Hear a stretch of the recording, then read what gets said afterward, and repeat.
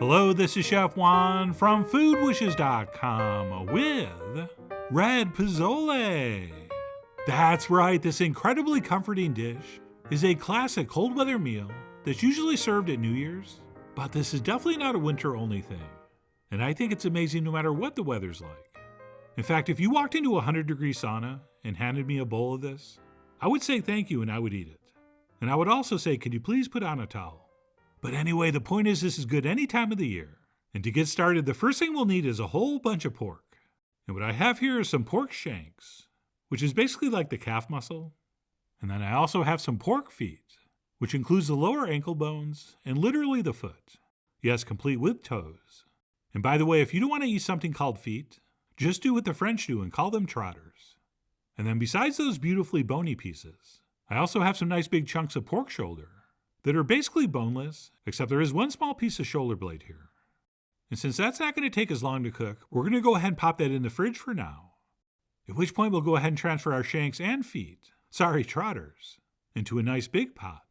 And then to that I like to add some aromatic vegetables, including one whole onion, some carrot, and a few pieces of celery. And then we will also want to season this up with some salt, some freshly ground black pepper, some ground cumin, as well as a few bay leaves. And then last but not least, one of the most important ingredients, a couple tablespoons of Mexican oregano, also known as that stuff you bought in the park, thinking you were buying something else. And before we add that, we're supposed to rub it between our hands to activate all those essential oils. And man, does that smell good when we do. And that's it. We'll go ahead and fill this up with water. And yes, by the way, you can use Greek or Italian oregano, but the Mexican oregano definitely has a very unique flavor. So let's try to find that if we can. And then what we'll do is head to the stove and place this on high heat, and we will bring that up to a simmer, at which point we're probably going to see a lot of not super attractive foam floating to the top, which most people do like to skim off, and I'm going to go ahead and do that here. And yes, it probably would have been a better idea to add the oregano after we did the skimming, since I think we're going to lose a little bit as we do this, but I never remember to add it after I skim. But that's fine, we had plenty, and we can add some more later if we want. And then what we'll do once that's been defoamed, or mostly defoamed, is reduce our heat to medium-low, and we will simmer this gently for about 3.5 hours or so, or until that meat is very tender and will easily come off the bone.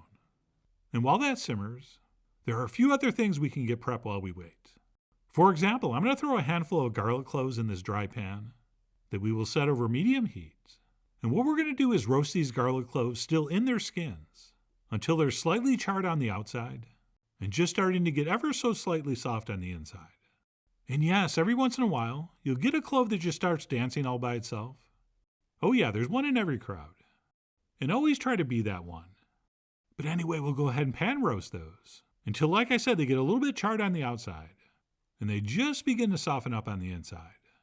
At which point we'll pull those off the heat and transfer them into a bowl to cool. And then later we will peel those and add them to our chilies, which by the way is the other thing we can prep while our meat simmers. And what I like to use is 75% guajillo chilies and then 25% ancho chili. And eventually we're going to soak these to soften them before we puree them. But before we do, I like to cut the stem off and remove the seeds, which some people do after they soak them. But to me, it's just way easier this way. And if your hands are sensitive and not covered with calluses like mine, you might want to use some gloves, since these do have a little bit of heat to them. All right, not a lot, like less than a jalapeno, but better safe than sorry. And then once we have those stemmed and seeded, I'm going to transfer them into this measuring cup, and then we'll head to the stove, and I'm going to place a strainer over the top, because I'm going to cover these with that hot broth. And it's in that we will let these soak until they're soft enough to puree. And in hindsight, I probably could have added a little bit more, since we want to make sure there's enough to cover all this. But I did place a small plate over the top to kind of hold them down in the liquid. And as you'll see, they were fine.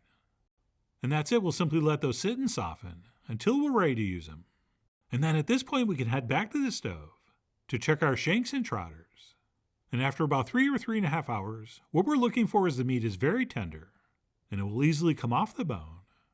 And once we are to that point, what we'll do is grab a strainer, set over a bowl, and we will use our spider to remove all that meat and vegetable, leaving all that beautiful broth behind. And of course, as this sits, any liquids that drain through to the bowl, we will add back to our pot. And then what we'll do once this is cool enough to handle is pull any and all meat off those bones. And eventually we will add that back to the pot. So we will just let that sit and cool. And by now, hopefully our peppers are soft enough to puree. But before we do, let's go ahead and peel those garlic cloves we roasted and add those to our peppers. And by the way, these skins should really come off fairly easily. But of course, if you're filming the technique, you'll probably get one that's stuck at the end and keep sticking to your fingers, making it look like this is actually hard to do, which it's not.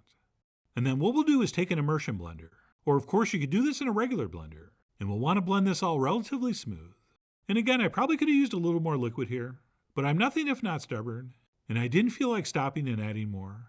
But eventually I got her done. And then what we'll do is go ahead and pass this through a strainer into our currently meatless broth. And I guess you don't have to do this, but the strainer will remove any seeds and particles of that tough skin. And to make things a little easier when you get down towards the end, you can ladle in a little bit of that broth, which should help things pass through a little easier. And then before we transfer in our pork shoulder, which has been in the fridge, let's go ahead and add in 1 more quart of water. But instead of dumping it right in, let's use it to rinse out that measuring cup we had our puree in. And that's it. Once we brought that liquid level up a little bit, we can finally transfer in the rest of our uncooked pork, which are some nice big chunks of pork shoulder, also sold under the name pork butt, in case you're not seeing something called shoulder in the case. And then what we'll do is let our pork shoulder simmer on medium-low for about an hour and a half before we add in the rest of our cooked meat, as well as our white corn hominy. And by the way, I know we skimmed foam earlier, but this foam here you don't need to worry about. As this cooks, that will dissipate, and it will be replaced by lots of beautifully deep red pork fat, as you will see. And while that simmers, we can go ahead and cut up the meat we pulled off the bones, which for that shank meat on the left, we could just leave that as is, or maybe cut it a little smaller. But for that fatty, flabby meat that came off the trotters, that I like to cut in small pieces. And that's so my guests can't pick it out. Since it's so delicious, I want them to eat it. But texturally, I think a small piece works better, since many folks will find a large, like 2 or 3 inch piece very challenging. So I'm going to go ahead and sort of dice that up. And I think you're going to be surprised that from what looked like a big pile of bones, how much meat you really do get. And not just any meat, rich, sticky, gelatinous meat. And then what we'll do once our pork shoulder is simmered for about an hour and a half is transfer in all that cooked meat back in, and we will give that a stir. At which point we can add the last major ingredient, our white corn hominy. Oh yeah, if you don't know what hominy is, you need to learn. And what I have here are 2 large cans I've drained and rinsed. And basically what this is field corn that's been dried, and then using a technique that's been around for thousands of years, it's basically soaked in an alkaline solution, which plumps it up and makes it delicious and nutritious. And if you haven't had it before, you are in for a huge treat. Okay, it does taste like corn, but not fresh corn. It actually has the flavor of a corn tortilla. But anyway, what we'll do is stir that in, and we will let our pozole simmer for another hour or so, or until all our meat is very, very tender.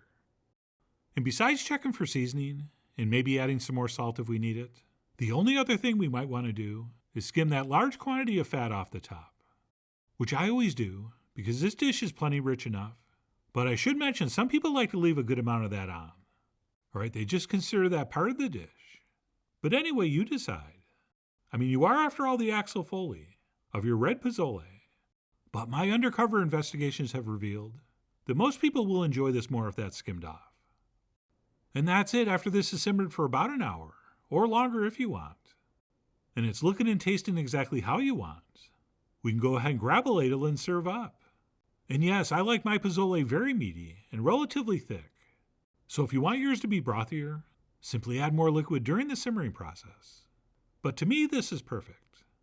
So I went ahead and ladled that up, next to all the traditional pozole fixins.